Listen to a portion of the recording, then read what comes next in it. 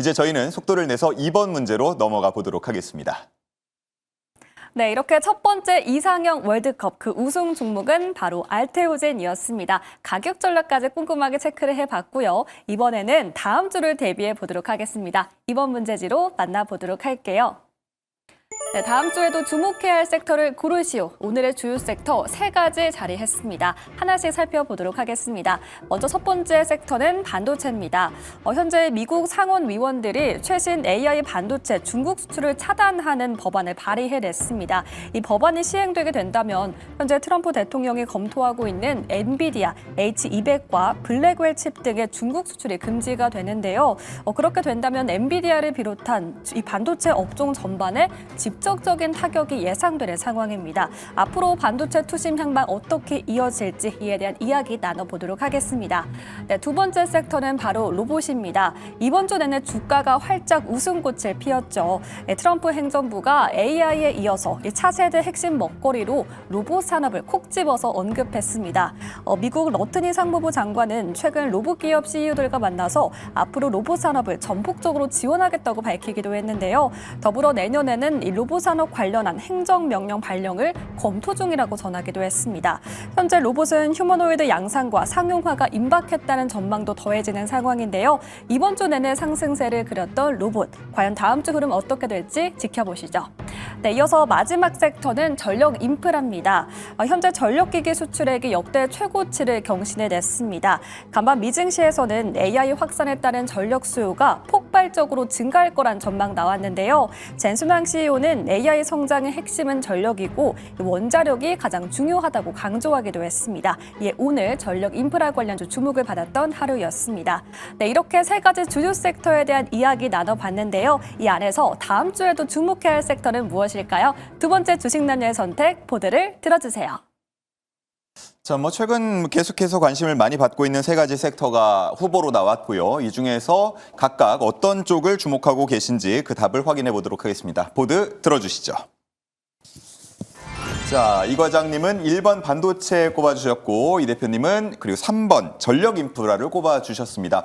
이게 두 개가 나눠서 볼 수도 있겠습니다만 또 한통속이라고 볼 수도 있어서 일단 구체적인 얘기를 한번 들어봐야 할 것 같은데, 자, 반도체 주목하시는 이유를 따로 들어봐야 할까요?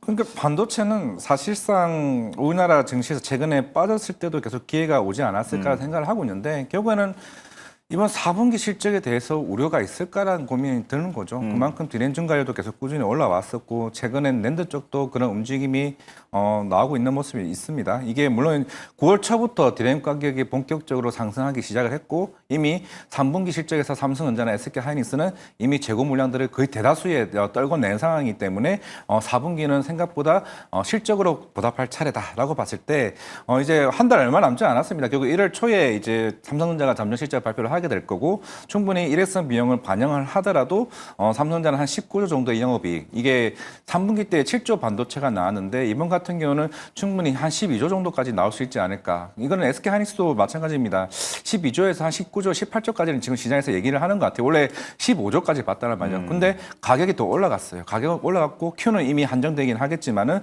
그만큼 실적에 대한 모멘텀이 본격적으로 나오고 있다라고 봤을 때 결국에는 언제든지 빠지게 되면은 항상 올라갈 눈치만 보고 있는 상황이죠. 어떻게 보면 반도체 입장에서는.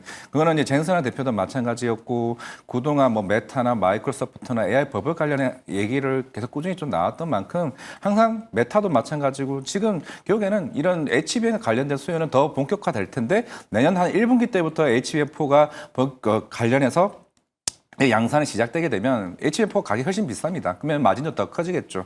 그리고 삼성전자가 최근 좀 주가가 좋았던 거는 결국에는 조만간 엔비디아 관련된 컬테스트 통과 여부, HBM4 그게 있던 시장에 있던 모멘텀이 좀 붙지 않았을까라고 생각하고 있습니다. 예, 반도체 주목해야 하는가라는 질문이 만약에 이 방송에서 매주 나온다면 당연히 매주 주목해야 한다 이렇게 꼽아주실 것 같고, 그러면 어떤 부분을 더 주목해야 하는가라고 했을 때 삼성전자 얘기를 좀 중심으로 많이 나눠주신 것 같습니다.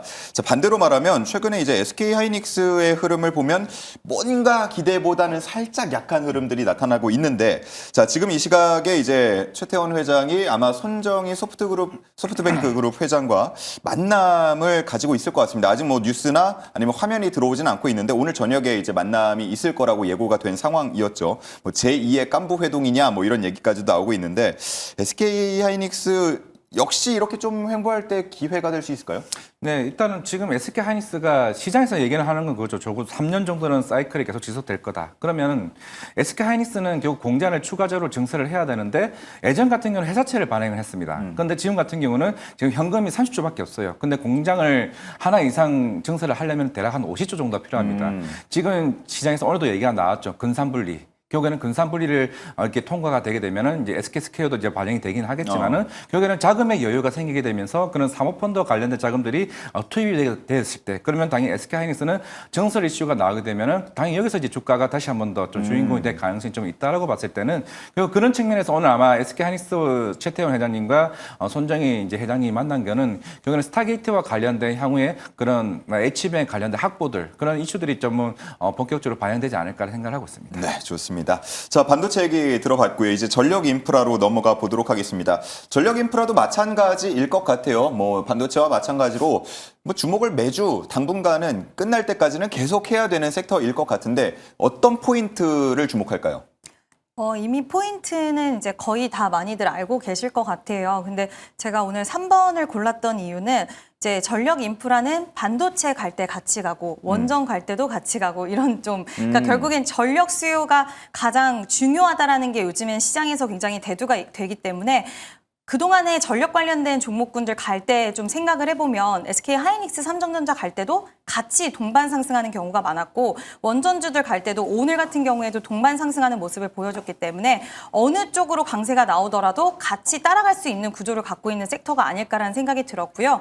그리고 대체적으로 제가 이제 관련된 종목들 뭐 효성중공업, HD현대 일렉트릭뿐만 아니라 뭐 가온전선, 일진전기, 대한전선 이런 종목군들 다 한번 보시면 추세랑 패턴이 지금 거의 다 비슷하게 이어지고 있어요. 최근 들어서 살짝의 조정이 있었고 다시 한번 추세 자체를 다 같이 돌리는 모습들이 나와줬기 때문에 이제 제가 어떤 섹터나 이런 테마들을 좀 볼 때 군집성을 가지고 같은 패턴을 만들 때 가장 좀 강하게 단체적으로 움직이는 경우들이 많이 있어서 최근 조정을 딛고 이런 비슷한 흐름들이 나온다는 건 다 같이 힘을 응집했다가 한 번 다시 탄력이 나올 수 있는 가능성 기술적으로도 좀 보이기 때문에 저는 여러 가지 이슈가 나올 때마다 같이 연동돼서 움직일 수 있는 대표적인 섹터가 아닐까라는 생각이 들어서 전력계기 섹터를 한번 골라봤습니다. 네, 좋습니다.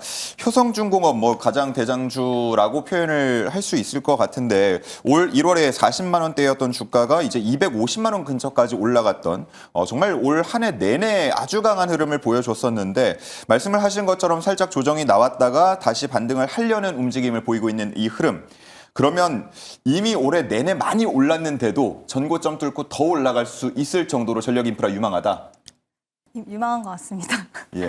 네, 근데 전고점 뚫으면 효성중공업은 사실 가격 부담감은 좀 있는 것 같아요. 효성중공업으로 보자면. 예. 근데 이제 다른 종목들은 좀 가능할 수 있다라고 보는데, 지금 노후화된 전력망 교체 수요도 엄청난데 아직 시작도 안 했다라는 이야기가 있을 정도이고, 또 환율 상승에 대한 효과, 지금 수출이 역대 최고치를 찍었다라는 이야기 나오잖아요. 1월부터 11월까지 총으로 했을 때, 그렇게 봤을 때는 지금 여러 가지 우호적인 환경들만 마련이 되어 있고 아직 시작도 안 한 그 유럽도 지금 노후화된 전력망 교체에 대한 수요도 많기 때문에 이와 관련돼서 한번 생각을 해보면 저는 충분히 지금 최근 조정 나왔을 때 조선과 방산이 엄청 조정을 좀 했잖아요. 네. 그럼에도 불구하고 같이 움직였었던 전력기기가 조정이 더 상대적으로 깊지 않았던 건 그만큼 성장에 대한 유효성이 더 있기 때문이 아닐까. 그리고 뭐 불편하게 만드는 부분들이 지금 LS 일렉트릭 이번에 실적 봤을 때도 관세가 반영이 됐는데도 실적이 잘 나왔단 말이죠. 그래서 여러 가지 노이즈에 대한 부분들은 거의 없는 상황이고 지금